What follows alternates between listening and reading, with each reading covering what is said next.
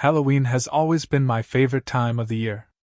Ever since I was a kid, I dreamed of having the kind of house that made people slow down just to admire the decorations, the eerie glow of jack-o'-lanterns on the porch, skeletons casually lounging in the yard, the occasional flicker of a ghostly figure in the window. There was something magical about the way the entire neighborhood transformed for the holiday, turning from a row of quiet suburban homes into a collection of haunted houses, each with its own spooky personality. So, when I finally got my own place, I vowed to make it a Halloween wonderland every year. This year was no different. As soon as October hit, I got to work. I carefully arranged fake cobwebs along my bushes, set up a family of grinning skeletons on my lawn, and lined my walkway with carved pumpkins, some classic, some with exaggerated, twisted faces. A motion-activated scarecrow stood by my porch, letting out a deep, eerie laugh whenever someone passed by. It was fun, harmless, and honestly, not even the most extreme setup in the neighborhood. For a few days, everything seemed fine. The kids in the area loved my decorations, stopping by just to admire the spooky setup.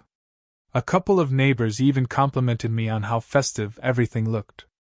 And then, the letter arrived. I found it stuck to my front door one morning, the bold HOA logo stamped across the top. My stomach sank before I even opened it. Anyone living in an HOA-controlled neighborhood knows that an official letter is rarely good news. Notice of violation. Dear homeowner, it has come to our attention that your property is currently in violation of the HOA guidelines regarding seasonal decorations. Per Section 12.4 of the HOA Handbook, decorations may not exceed modest and tasteful displays. Your Halloween decorations are excessive and do not align with the aesthetic values of our community. Please remove them immediately, or fines will be imposed. I read the letter twice, my frustration building with each word. Modest and tasteful. What did that even mean? And since when did the HOA get to decide what was considered excessive? It wasn't like I had turned my house into a horror movie set. I didn't have strobe lights or screaming sound effects, and my decorations were far from offensive. It was just pumpkins, ghosts, and a scarecrow. I glanced around at my neighbors' houses, my annoyance growing as I spotted several homes with fall-themed decor. One house had a massive inflatable turkey sitting on their lawn for Thanksgiving, which was still weeks away. Another had decorative hay bales and cornstalks taller than me. So why was I the only one being targeted? I sighed, shoving the letter into my pocket. There had to be some kind of misunderstanding. Maybe some grumpy neighbor had complained, and the HOA just sent out a generic warning. Either way, I wasn't going to tear down my decorations without a fight. That evening, I called the HOA office, determined to get some answers. After a few rings, a clipped, no-nonsense voice answered. This is Barbara from the Homeowners Association. How may I help you? Hi, this is Alex from Maplewood Drive. I got a violation notice about my Halloween decorations, and I just wanted to understand what exactly I did wrong. There was a pause before Barbara replied. Yes, Mr. Alex. Your decorations do not comply with our seasonal guidelines. We have received complaints that they are excessive and disruptive to the neighborhood's overall aesthetic. I blinked. Disruptive? It's Halloween. The whole point is to decorate. The board has deemed it excessive, she repeated, her tone flat and unwavering. You will need to remove them by the end of the week, or fines will be issued. I clenched my jaw. Can I at least know who complained? Because from what I've seen, most of my neighbors actually enjoy the decorations. I'm afraid we can't disclose that information, Barbara replied curtly. But the decision has been made. Please comply, or further action will be taken. And with that, she hung up. I stared at my phone, fuming. This was ridiculous. How could someone complain about pumpkins and some spooky decorations? And even worse, how could the HOA enforce such a vague rule? The phrase, modest and tasteful, was subjective at best. Who got to decide what was too much? That night, I made a decision. I wasn't taking down a single decoration. The HOA could send as many letters as they wanted. I had no intention of letting some overly strict board ruin my favorite holiday. If they wanted me to remove my decorations, they'd have to come and do it themselves. But then, something happened that I didn't expect. The next morning, when I stepped outside to grab the newspaper, I noticed something was off. At first, I couldn't quite put my finger on it. The cobwebs were still there, the skeletons were in place, and the scarecrow still stood by my porch. But something about the yard felt wrong. And then I saw it. My pumpkins were gone. Not just the carved jack-o'-lanterns, but every single one. The ones lining the walkway, the large decorative ones I had placed near the porch, completely vanished. I stood frozen for a moment, my mind struggling to process what I was seeing. Was this a prank? Had some kids in the neighborhood decided to steal my pumpkins for fun? But as I looked closer, I noticed something else. My decorations had been tampered with. The scarecrow had been knocked slightly askew, the ghost cutouts were missing, and the small decorative bats I had hung from my tree had been yanked down. A chill ran down my spine. This wasn't just some harmless prank. This was deliberate. And I had a pretty good idea who was behind it. My hands clenched into fists as anger bubbled inside me. If the HOA thought they could force me into submission by stealing my decorations, they had seriously underestimated me. They had declared war on Halloween. Fine. I was more than happy to fight back. This wasn't over. I stood on my front porch, staring at the empty spaces where my pumpkins had once been. A slow, boiling rage built up inside me. This wasn't a coincidence. Someone had come onto my property and taken them, every single one. Not just knocked over, not just damaged, but completely gone. I took a deep breath, trying to think logically. Who would do this?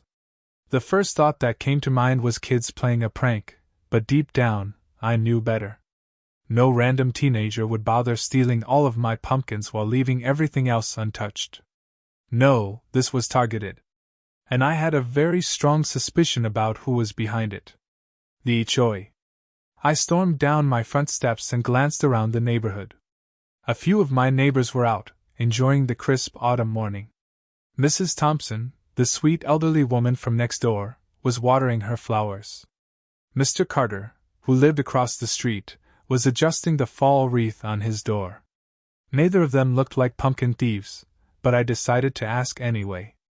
I walked over to Mrs. Thompson first. "Morning, Mrs. Thompson," I said, trying to keep my voice calm.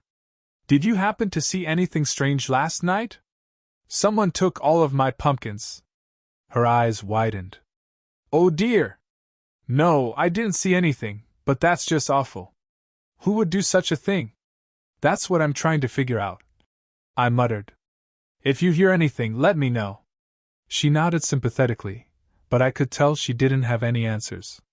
I moved on to Mr. Carter, who scratched his chin thoughtfully when I asked him.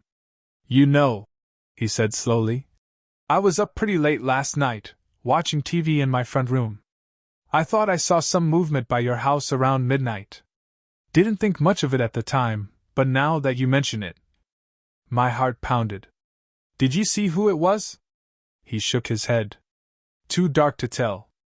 But I wouldn't be surprised if it was those HOA folks. They've been cracking down on decorations lately." I clenched my fists. I knew it. Marching back to my house, I pulled out my phone and scrolled through my security camera app. If someone had been sneaking around my yard, I'd have proof. Or so I thought. I opened the footage from last night, and my stomach dropped. The feed was blank. Not just the footage from midnight. The entire night was gone. My security camera had been turned off. I gritted my teeth. Now I knew this wasn't just a random act of vandalism. Whoever did this had intentionally disabled my camera before stealing my pumpkins. And considering the HOA had just warned me about my decorations the day before, it wasn't hard to connect the dots. But they had seriously underestimated me. I wasn't going to let this go. First, I needed to confirm my suspicions. If the HOA was behind this, there was a chance that other homeowners with Halloween decorations had been targeted too. I started walking through the neighborhood, scanning each house. Most of the homes had simple fall decorations, wreaths, scarecrows, maybe a pumpkin or two. But as I walked further, I noticed a pattern. The houses that had heavier Halloween decorations, fake graveyards, spooky inflatables, animated ghosts, had been mysteriously stripped of some or all of their decor. It wasn't just me. The HOA had declared war on Halloween, and they weren't even being subtle about it. By the time I circled back to my house, I was seething. I needed to confront them. Now. I grabbed my car keys and drove straight to the HOA office, barely containing my anger as I marched inside. The receptionist, a woman in her 50s with tightly curled hair, looked up from her desk with a forced smile. "Can I help you?" "Yes," I said sharply. "I need to speak with someone about my stolen decorations." Her smile faltered. "Stolen?" I folded my arms. "Last night someone trespassed onto my property, turned off my security camera, and stole every single one of my pumpkins. And I have a very strong feeling that the HOA had something to do with it." Her face twitched, but she kept her voice even. "That's a serious accusation, sir." "You're right, it is. That's why I want answers." She hesitated, then sighed. "One moment." She disappeared into the back office. A few minutes later, the door swung open, and out stepped none other than Barbara, the same HOA member I had spoken to on the phone. Her expression was unreadable as she crossed her arms. "Mr. Alex? What seems to be the problem?" I narrowed my eyes. "You know exactly what the problem is. My decorations are missing. And I find it very suspicious that this happened right after you sent me that letter." Barbara sighed dramatically, as if this entire conversation was exhausting her. "Mr. Alex, the HOA has the right to enforce community standards. If your decorations were deemed excessive, then what?" I cut her off. "You have the right to steal from me? Because that's exactly what happened." Her lips pressed into a thin line.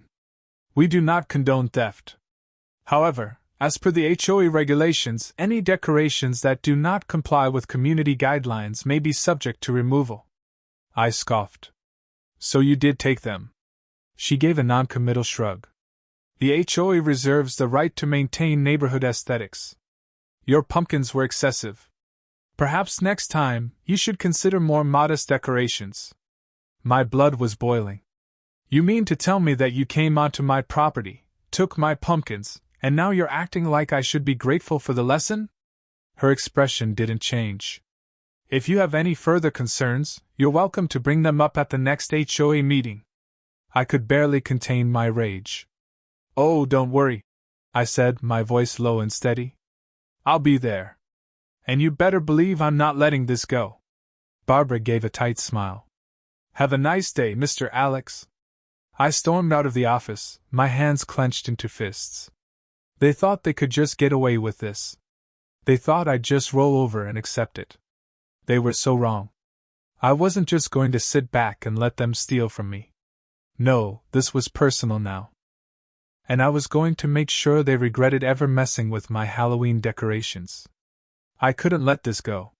The HOA had crossed a line by stealing my pumpkins and vandalizing my property, and now they were acting like they'd done nothing wrong. They had to be held accountable, and I was ready to take them on.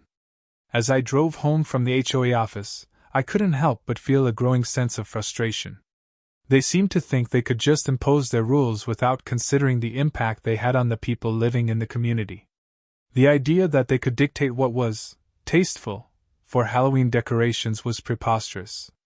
It wasn't like I had set up a haunted house that would give the neighbors nightmares. I had pumpkins, and a few spooky, harmless decorations. It wasn't excessive, it was fun. By the time I arrived home, I had a plan. I wasn't just going to show up at the next HOA meeting and argue with them like everyone else. No, I was going to hit them where it hurt, their hypocrisy. And I was going to gather the evidence I needed to expose them for what they were, a group of power-hungry, overbearing individuals who didn't care about the people they were supposed to serve. I immediately got to work. The first step was simple: talk to my neighbors. If other people had been affected by the HOA's actions, I'd have more ammunition for my case. If they had removed decorations from anyone else's home or made other unreasonable demands, I could bring it up at the meeting to show that the HOA's behavior was part of a much larger problem. I started with Mrs. Thompson. She had always been friendly and had never shown any sign of being involved in the HOA's heavy-handed tactics. When I knocked on her door, she greeted me with a warm smile. "Alex! What can I do for you?" she asked, stepping aside so I could enter. I wasted no time getting to the point. "Mrs. Thompson, I need to ask you something. Have you noticed anything strange going on with the HOA lately? Like decorations being taken down or any unfair treatment?" Her expression darkened, and I could tell she wasn't surprised by my question. "Well, now that you mention it, yes. I've seen a few houses with Halloween decorations removed. Not as many as yours, but there were some. And they didn't look like they were violating any rules to me." "Exactly," I said, nodding. "I knew I wasn't the only one. Do you think anyone else would be willing to speak up about it?" Mrs. Thompson hesitated, clearly weighing her options. "I'm not sure. Some people are afraid of getting fined or having their property targeted by the HOA. They don't want to cause trouble. But I've been here long enough to know when something doesn't feel right. And I can tell that the board's decisions aren't always fair." I could sense the hesitation in her voice. It wasn't hard to figure out why. The HOA had a reputation for making life difficult for anyone who stepped out of line. But Mrs. Thompson was an ally, and I had to believe that others in the neighborhood were equally frustrated by the HOA's overreach. It just took someone to step up and speak out. "I understand," I said, trying to reassure her. "But if you're willing to come to the meeting, it could make a difference. We need to show the board that we won't tolerate their control over every little thing in our lives." She nodded slowly. "I'll think about it. I'll talk to some of the others, see what they think." I thanked her and moved on to my next stop. Mr. Carter had mentioned something about seeing movement near my house the night the pumpkins were stolen, and I figured it was worth asking him for more details. When I knocked on his door, he opened it with a friendly smile, clearly surprised to see me again. "Back so soon, Alex? What's up?" "Hey, Mr. Carter. I just wanted to follow up on our conversation from earlier. Do you remember seeing anyone near my house around midnight the other night? I'm trying to figure out what happened to my pumpkins." He frowned, clearly thinking. "Now that you mention it, I did see someone walking by your house that night. They were carrying something, but I couldn't make out what it was. I didn't think much of it at the time, but yeah, it could have been your pumpkins. Who else would be taking things from your porch, right?" I nodded. "Exactly. And what do you think about the HOA's role in this?" He sighed, rubbing his temples. "Look, I've been in this neighborhood for years, and I've seen them do some ridiculous things. But this? Stealing decorations from people's yards? That's a new low. They've got no right to control what we put up for holidays.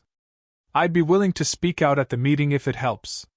That was exactly what I needed to hear. Mr. Carter was on my side, and he wasn't afraid to stand up to the HOA. If I could get more people like him involved, we might just have a chance at holding the board accountable. I spent the rest of the afternoon talking to as many neighbors as I could. Some were hesitant to get involved, but others, like Mr. Carter and Mrs. Thompson, were ready to take action. It became clear to me that the HOA's control over the neighborhood was more than just a minor annoyance. It was an issue that affected everyone.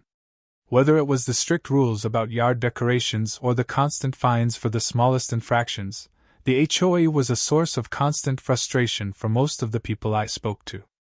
By the end of the day, I had a small but growing group of neighbors who were willing to attend the next HOA meeting and demand answers.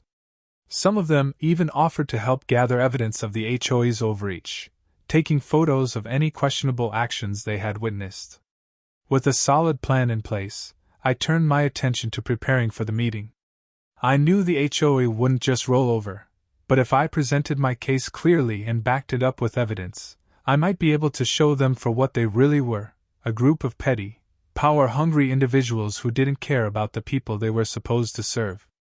I gathered photos of my missing pumpkins, screenshots of my security camera footage, showing the moments when it had been turned off, and testimonies from the neighbors who had experienced similar issues.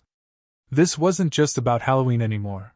It was about the principle of standing up to those who tried to control every aspect of our lives.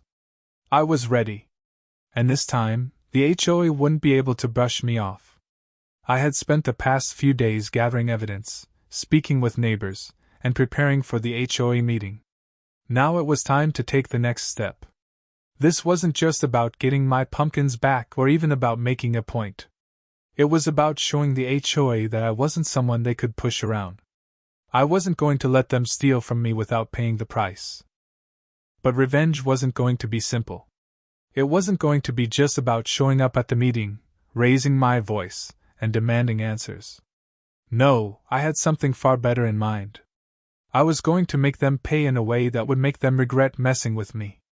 I spent the next couple of hours planning my move. I didn't want to just be another homeowner who complained at the meeting and hoped for change. That wouldn't be enough. No, I needed to hit them where it hurt, to expose their hypocrisy in front of everyone, and I needed to do it in a way that was both clever and memorable. I began by considering all the things the HOA had done that were unfair. The pumpkin theft was just the tip of the iceberg. The way they dictated everyone's yard decorations, the strict rules about lawn maintenance, and the constant surveillance of every property in the neighborhood, it was all part of the same problem. They didn't care about the community, they cared about control. And I was going to take that control back, piece by piece. I started with the most important part of my plan, the HOA meeting. I knew that was where the battle would be won or lost. The meeting was scheduled for Thursday evening, and I needed to be fully prepared to confront them. I called up Mr. Carter, Mrs. Thompson, and a few of the others who had agreed to stand with me. We all needed to show up, and we needed to be ready. The day of the meeting arrived, and I could feel the tension building inside me. This was it, the moment when everything would either fall into place or blow up in my face. I dressed in a way that would make me look calm and composed, but deep down, I was boiling with anger. I was ready for a fight, but I was going to keep my cool. I wasn't going to let them see how much they'd gotten under my skin. When I arrived at the HOA meeting, I was pleased to see that my small group of supporters had shown up.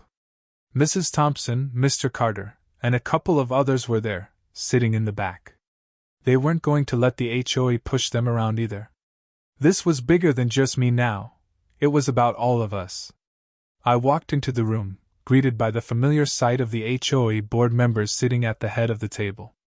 Barbara was there, of course, along with the rest of the board, all of them looking like they were ready for a battle. The moment I walked in, I could feel the eyes of the room on me.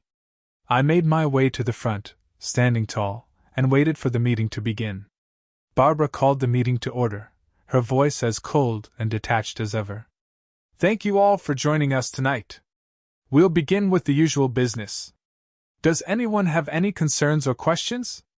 I raised my hand, and Barbara's eyes narrowed when she saw me. Yes, Mr. Alex? I have a concern, I said, my voice calm but firm. And I think it's a concern that needs to be addressed before we go any further. Barbara gave a tight smile. What is it, Mr. Alex? I took a deep breath and launched into my prepared speech. Last week, I had several Halloween decorations on my property, including pumpkins. The next morning, they were gone. They weren't damaged, they weren't knocked over, they were taken. And I believe the HOA is responsible for this theft. There was an uncomfortable silence in the room. I could see the board members exchanging nervous glances. But Barbara quickly recovered, her expression hardening. Mr. Alex, I don't know where you're going with this, but I can assure you that the HOA did not take your pumpkins. I beg to differ, I said, my voice unwavering. You see, not only did my pumpkins disappear, but my security camera footage was wiped clean. Someone came onto my property, turned off the camera, and took my decorations. And I have reason to believe that it was someone from the HOA. A murmur of surprise rippled through the room. Barbara's face turned pale, but she quickly regained her composure. Mr. Alex, you're jumping to conclusions. We have rules in place regarding decorations, but there is no way the HOA would be involved in theft. I disagree, I shot back. In fact, I've spoken to several of my neighbors, and I've found that other homes with larger Halloween displays have also had decorations removed. And the common denominator here is the HOA. You're policing our homes, removing anything you deem excessive, and now you're stealing from us in broad daylight. At that, Mrs. Thompson stood up from the back of the room. That's right. I've seen it too. Decorations being taken down without permission. This is about more than just pumpkins. It's about the HOA's overreach into our personal lives. Mr. Carter stood up as well. I've seen it too. I've lived here long enough to know that this board has been overstepping its bounds for years. It's time someone stood up to you. Barbara's face flushed with anger, and she slammed her hand on the table. This is outrageous. We are simply enforcing the rules to maintain order in this community. If you can't follow the guidelines, then perhaps this neighborhood isn't the right place for you. I smiled, feeling a sense of victory. Actually, Barbara, the real issue here isn't about following guidelines. It's about you enforcing rules that benefit you and your little group, while punishing the rest of us. And if you think you can intimidate me into silence, you're sorely mistaken. At that moment, I knew I had them. The tide had turned. The other homeowners in the room were starting to speak up, agreeing with what I had said. They were tired of the HOA's stranglehold on their lives, and now they were ready to fight back. But I wasn't done yet. Not by a long shot. I was going to make sure that the HOA paid for their actions. And I had one final move left to make, one that would leave them with no way to save face. I could tell from the expressions around the room that I had them rattled. The HOA board was no longer sitting with the same smug confidence they had at the start of the meeting. Barbara, though still trying to maintain her control, was visibly shaken, glancing nervously between the board members and the growing group of neighbors who had started to speak up. But I wasn't done yet. While the meeting raged on with heated arguments and accusations, I couldn't help but feel a certain satisfaction. It wasn't just about the pumpkins anymore, it was about the bigger picture. The HOA had tried to make us all afraid to decorate our own properties, to follow their narrow, one-size-fits-all idea of what a neighborhood should look like. They had crossed the line when they stole from me, and now it was my turn to take back control. It was time to finish what I had started. I stood up from my seat and raised my hand. The room went silent, everyone turning their attention to me. I had everyone's ear now. Barbara, I said calmly, though my voice carried the weight of the moment. I think it's time for the community to see exactly what kind of organization you and your board really are. We've been quiet for too long, but no more. Barbara's eyes narrowed, and she opened her mouth to speak, but I raised my hand again. Let me finish, I said, not letting her interrupt. You've stolen from me. You've stolen from other neighbors. You've manipulated the rules to serve your own interests. But that's not the worst part. The worst part is that you have no real respect for this community. You see it as your own little playground, and anyone who doesn't fall in line gets punished. Well, it's time to flip the script. The room was filled with murmurs of agreement. People were starting to rally behind me. I could feel the momentum building. Mrs. Thompson and Mr. Carter exchanged glances, nodding in support. I could tell they were ready to go all the way with this, to take down the HOA together. I wasn't going to settle for a simple apology, or a change in policy. That would be too easy. I needed something that would leave a lasting impression, something that would make the HOA think twice before ever pulling another stunt like this again. That's when the idea hit me, the perfect revenge. It would be a payback so sweet, so perfectly fitting, that it would haunt the HOA board for years to come. And I wasn't going to do it alone. I was going to involve the entire neighborhood. I've got a little surprise for you, Barbara, I said with a grin. You're about to see firsthand how much the community really cares about their rights, their property, and yes, their Halloween decorations. I've been collecting evidence. Not just about the pumpkins, but about the way the HOA has been bullying the residents here. You see, Barbara, there's a certain tradition around here. And Halloween, well, Halloween is a big deal for a lot of people. Barbara's face turned pale, and I could see her brain working in overdrive, trying to figure out where I was going with this. "It's one thing to steal pumpkins," I continued, "but it's another to think you can stop people from celebrating the holidays in their own homes. And if you think you can control what people do with their yards, maybe it's time you see how much the residents actually love their decorations." I paused for effect, letting the suspense build. The board members were all silent now, unsure of what I was about to do. "Here's the plan," I said. "Tomorrow, on Halloween, I'm going to make sure every single house in this neighborhood is covered in pumpkins. I'm talking pumpkins everywhere, on every porch, every step, every window ledge. And not just pumpkins, but every spooky decoration you've tried to stop us from putting up. Skeletons, ghosts, witches, you name it. But the best part? We'll make it a community-wide effort. Everyone who has been affected by your ridiculous rules will participate. And we'll do it without a single apology." I could see the shock on Barbara's face as the realization hit her. She was about to be outnumbered. The HOA board had overplayed their hand. There were too many people in the neighborhood who were tired of being dictated to, tired of having every little thing regulated, and this Halloween, we were going to show them just how wrong they were. I smiled to myself. This was going to be good.